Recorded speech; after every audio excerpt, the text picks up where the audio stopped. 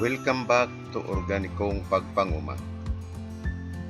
Our previous presentation dealt on how to calculate fertilizer application rate using single fertilizers only. This time, we will deal on how to calculate fertilizer application rate using single and compound fertilizers.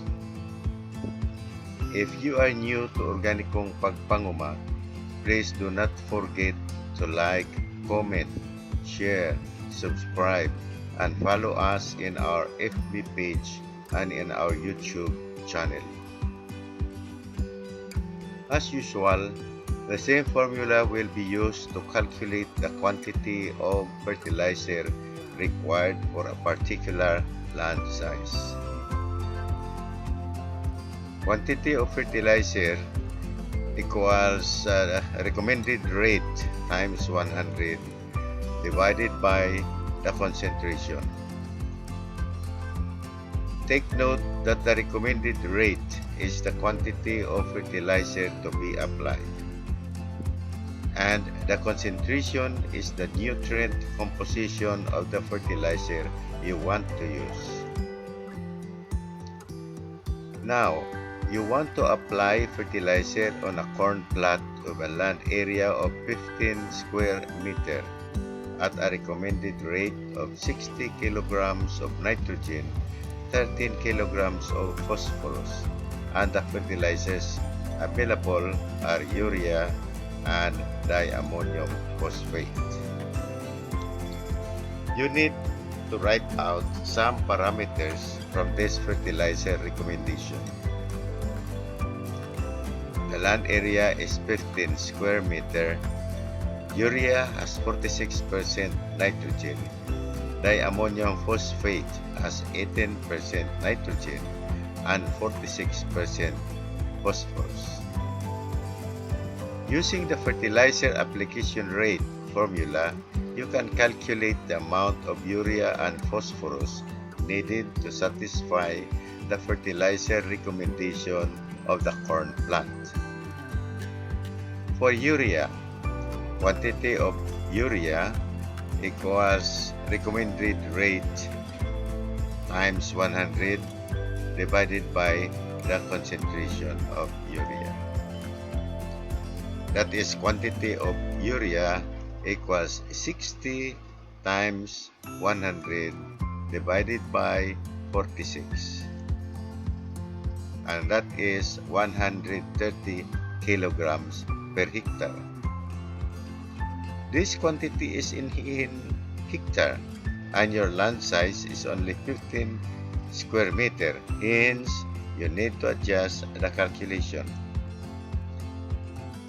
If 130 kilograms is required to fertilize 10,000 square meter of corn plants, therefore, how many kilograms will be required to fertilize 15 square meter? Kilograms equals 130 times 15 divided by 10,000 square meter, and that is 0.19 kilograms. Hence, 0.19 of grams of urea is required to fertilize 15 square meter of corn. For DAP, using the same formula, quantity of DAP equals recommended rate times 100 divided by concentration of DAP, and that is 13 times 100 divided by 46.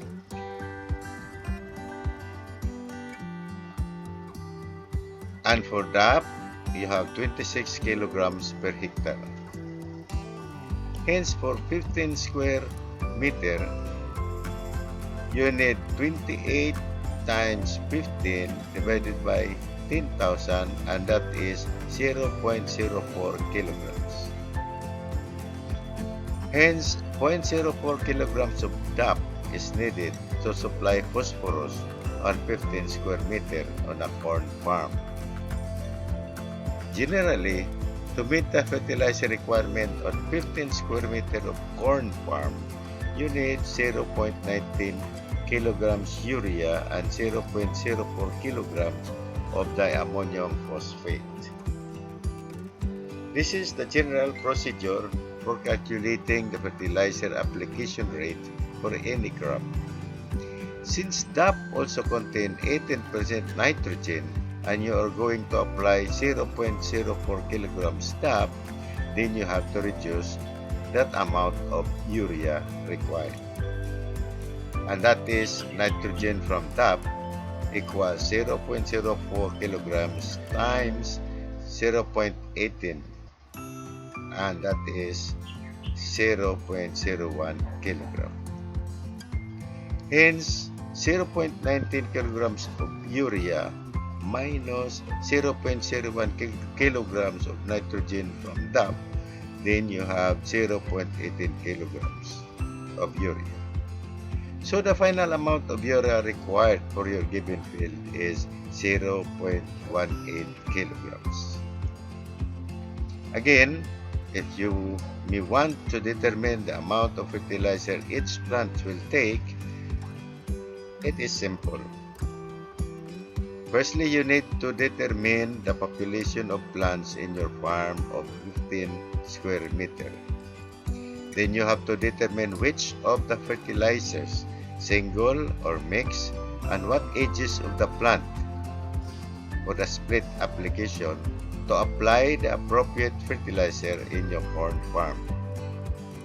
If applied singly, just divide the 0.18 kilograms of urea by the number of plants and by the number of applications. Same is true for DAP. Just divide 0.04 kilograms of DAP by the number of plants and by the number of applications. If you want, mix the fertilizers thoroughly. 0.18 kilograms of urea and 0.04 kilograms of DAP, making a total of 0.22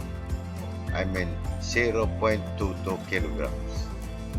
Divide the total amount of fertilizer, that is 0.22 kilograms, by the corn population and by the number of applications.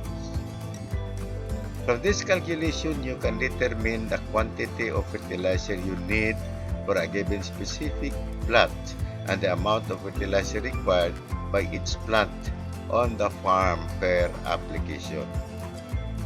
From here, you have to prepare calibrated measuring cups for either single application or mixed to ensure that every plant receives the same amount of fertilizer as desired per application. Hope this presentation will help you in your fertilizer application program using both single fertilizer and compound fertilizer. Thank you for watching.